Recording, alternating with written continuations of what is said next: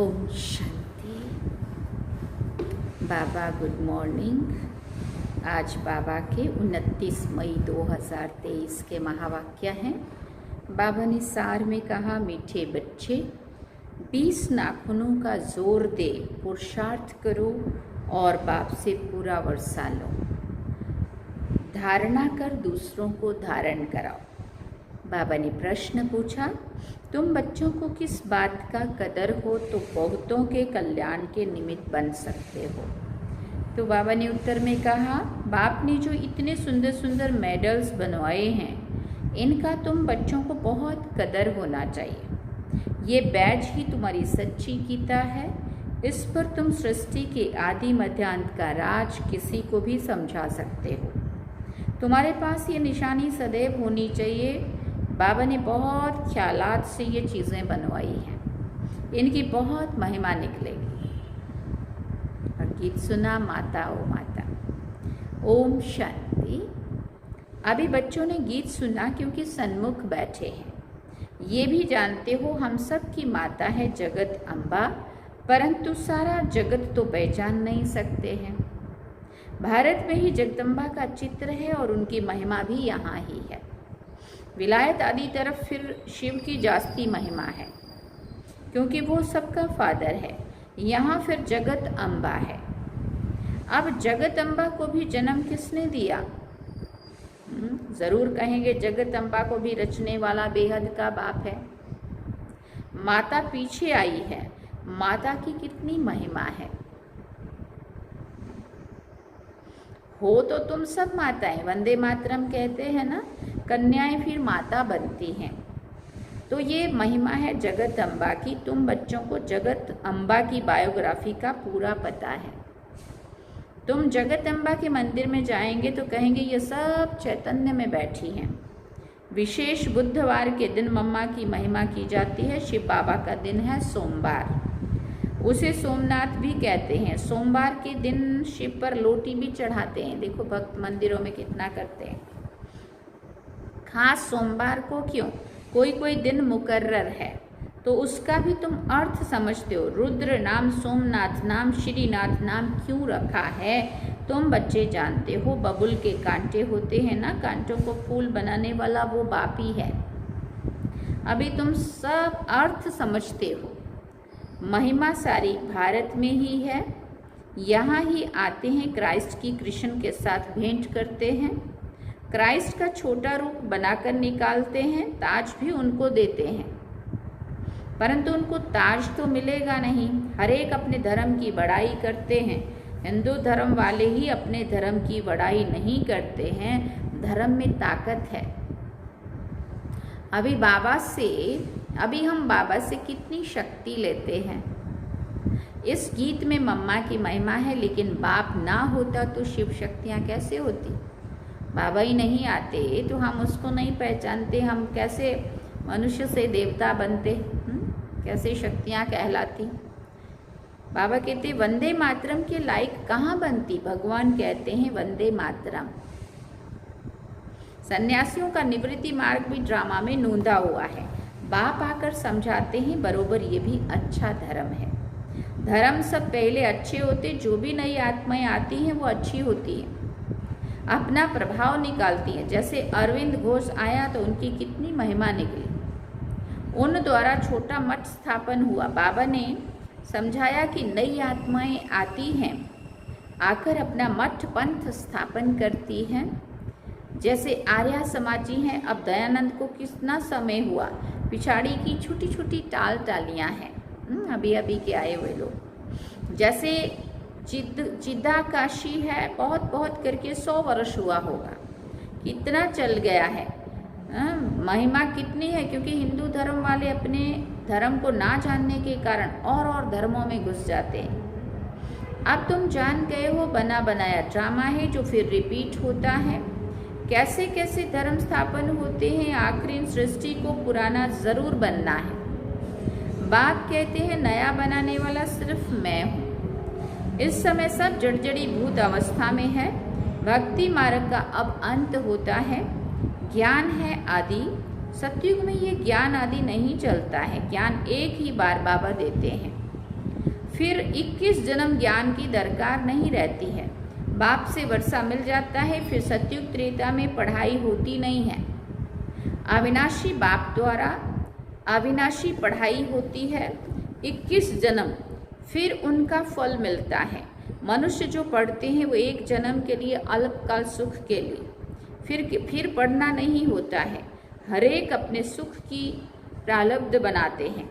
लौकिक संबंध में तो सिर्फ बाप और दादे से ही बच्चों को वर्षा मिलता है।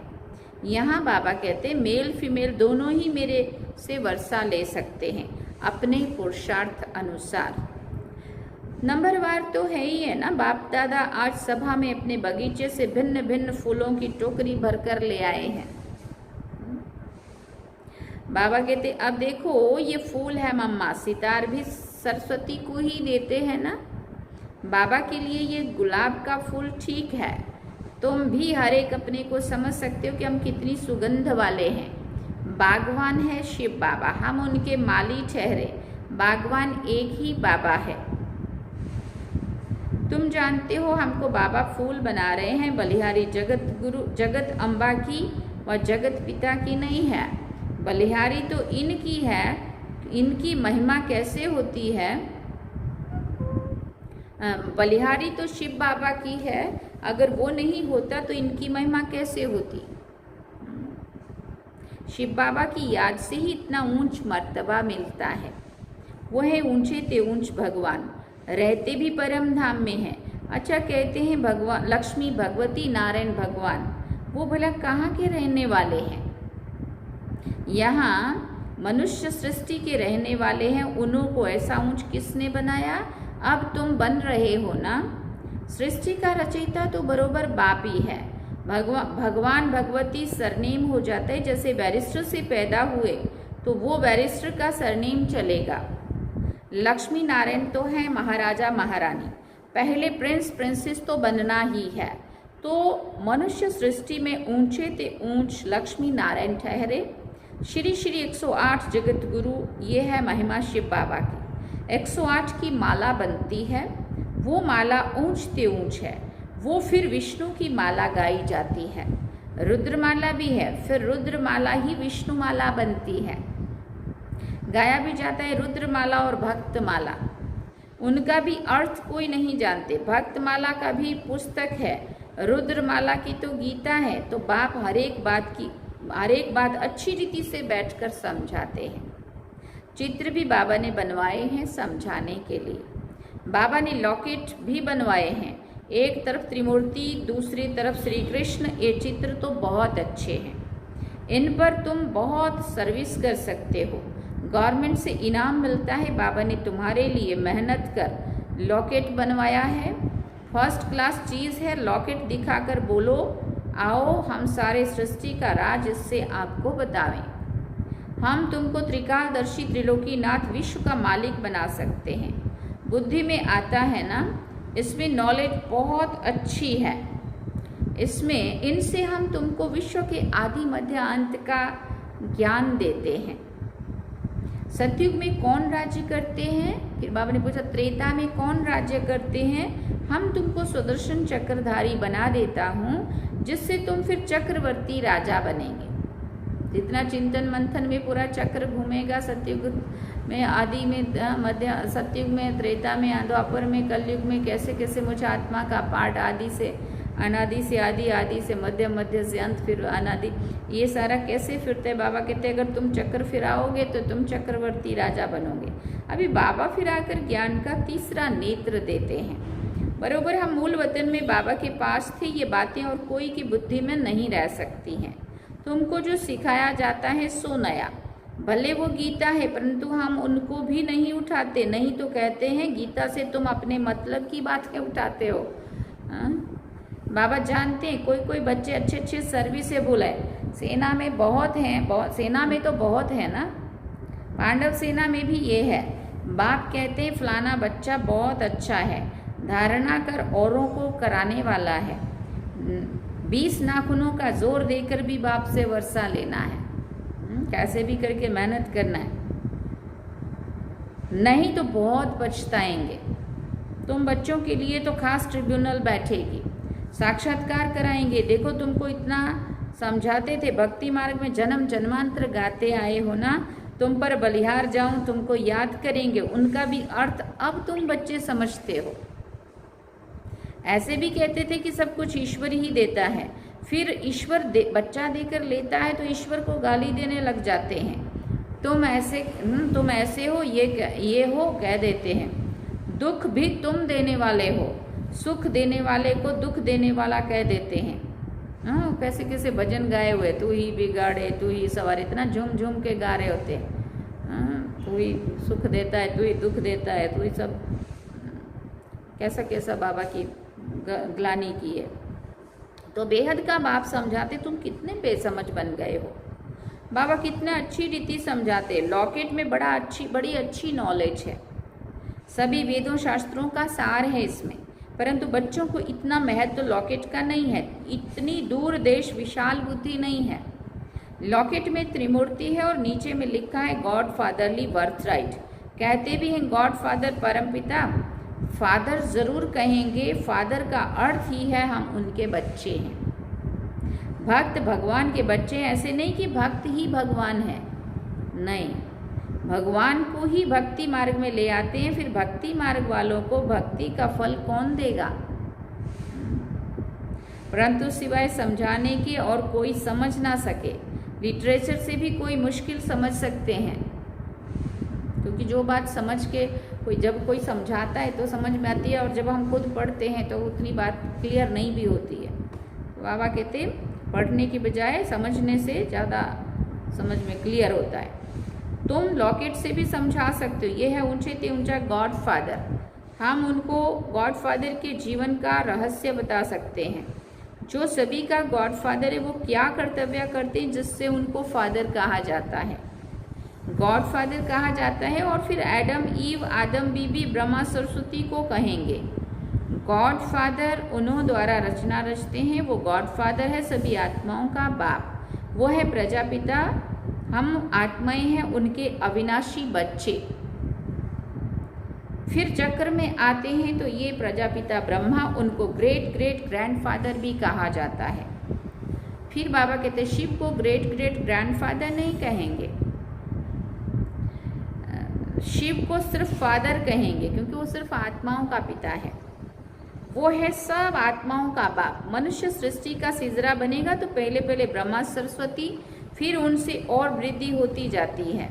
ऊंचते ऊंच परमपिता परमात्मा है, उनसे देवी देवता धर्म की स्थापना होती है, फिर नंबरवार और धर्मों की स्थापना होती है।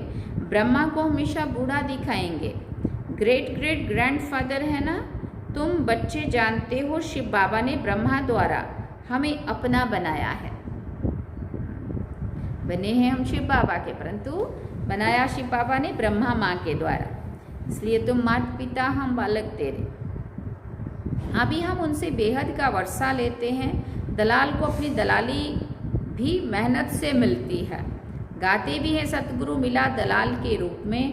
ये सब बातें बाप बैठ समझाते हैं तो बच्चों की बुद्धि में ये बैठ जाना चाहिए। तुम समझा सकते हो, हम इतने ब्रह्मा कुमार कुमारियाँ हैं, प्रजापिता ब्रह्मा का नाम भी बड़ा मशहूर है। बाबा ने कार्ड भी बहुत अच्छे छपाए थे, उसमें सारी नॉलेज आ जाती है, बड़े ख्यालात से ये चीज़ें बनाई जाती हैं, परंतु इतना कदर नहीं है। मिलिट्री वालों को मेडल्स मिलते हैं, फिर यहाँ पहनते हैं ना, तुम्हारे पास एक ही मेडल है, उन्हों के पास तो भिन्न भिन्न मेडल्स निशानियाँ होती हैं, यहाँ तुम्हारी एक ही निशानी है। कार्ड दिखाकर फिर वहाँ ही बैठ समझाना चाहिए। वो भी समय आएगा तुम्हारे इन मेडल्स की, कार्ड की बहुत महिमा निकले। बाबा तो बहुत अच्छी रीति समझाते रहते हैं। कोई बच्चे पूछते हैं बाबा, क्या पूछते हैं बाबा को, बाबा योग कैसे लगाएं। बाबा कहते हैं लक्ष्य तो दिया हुआ है ना, वर्षा दादे से तुमको लेना है। लौकिक घर में तो सब वर्षा नहीं लेंगे, यहाँ तो सब हकदार हो। पहले देखो झाड़ के झाड़ आए, फिर उनसे कोई की टांग कट गई, कोई की बाँह कट गई, बाकी ब्राह्मण बनने वाले अपना वर्षा ले रहे हैं। ऐसे नहीं कि झाड़ स्वर्ग में नहीं आएगा, आएंगे सब, परंतु जो अच्छी रीति पढ़ते हैं वो विजय माला में आएंगे, बाकी सब प्रजा में आएंगे। हाँ, प्रजा में भी जो साहूकार बनना चाहें तो उसके लिए युक्ति भी मिल सकती है। प्रजा में भी बहुत साहूकार बन सकते हैं। राजाओं से भी साहूकारों के पास मिल्कियत बहुत रहती है। द्वापर से सब राजाओं को भी तंगी होती है तो फिर साहूकारों से कर्जा लेते हैं। अच्छा, मीठे मीठे सिकिल दे बच्चों प्रति माता पिता बाप दादा का याद प्यार और गुड मॉर्निंग। रूहानी बाप की रूहानी बच्चों को नमस्ते। हम रूहानी बच्चों की रूहानी माता पिता बाप दादा को दिल व जान सिकवा प्रेम से याद प्यार, गुड मॉर्निंग, नमस्ते, थैंक यू बाबा, शुक्रिया बाबा। अब धारणा के लिए मुख्य सार है। पहला पॉइंट, बाबा ने कहा बाबा हमको वर्षा देने आए हैं तो 20 नाखूनों का जोर देकर भी बाप से पूरा वर्षा जरूर लेना है। दूसरा पॉइंट, शिव बाबा की याद से खुशबूदार फूल बनना और बनाना है। विशाल बुद्धि और दूरादेशी बन लॉकेट पर अच्छी रीति सर्विस करनी है। देखो आज बाबा ने बैच को कितना याद किया, इसके ऊपर कितनी सेवा हो सकती है। वरदान में बाबा ने कहा अपने फीचर द्वारा अनेकों का फ्यूचर बनाने वाले श्रेष्ठ सेवाधारी भव। अपने फीचर द्वारा अनेकों का फ्यूचर बनाने वाले श्रेष्ठ सेवाधारी भव। बोलने की सेवा तो यथाशक्ति समय प्रमाण करते ही हो, लेकिन संगम युग का जो फ्यूचर फरिश्ता है, फरिश्ता स्वरूप है, वो आपके फीचर से दिखाई दे तब सहज सेवा कर सकते हो। जैसे जड़ चित्र फीचर्स द्वारा अंतिम जन्म तक सेवा कर रहे हैं, ऐसे आपके फीचर्स में सदा सुख की, शांति की, खुशी की झलक हो तो श्रेष्ठ सेवा कर सकेंगे। आपके फीचर्स को देखकर कैसी भी दुखी, अशांत, परेशान आत्मा अपना फ्यूचर श्रेष्ठ बना लेगी। स्लोगन में बाबा ने कहा भाग्य विधाता बाप को अपना सर्व संबंधी बना लो तो सर्व प्राप्तियों से संपन्न बन जाएंगे। क्या करो? भाग्य विधाता बाप को अपना सर्व संबंधी बना लो तो सर्व प्राप्तियों से संपन्न हो जाएंगे। अच्छा, ओम शांति। ये थे बाबा के आज के महावाक्य जो हम सब ने सुने। बाबा ने सार में कहा मीठे बच्चे 20 नाखूनों का जोर देकर पुरुषार्थ करो और बाप से पूरा वर्षा लो, धारणा कर दूसरों को भी कराओ। और गीत सुना माता ओम माता, ओम शांति। ये थे बाबा के आज के महावाक्य। अब हम चलते हैं बाबा की याद में। चलिए।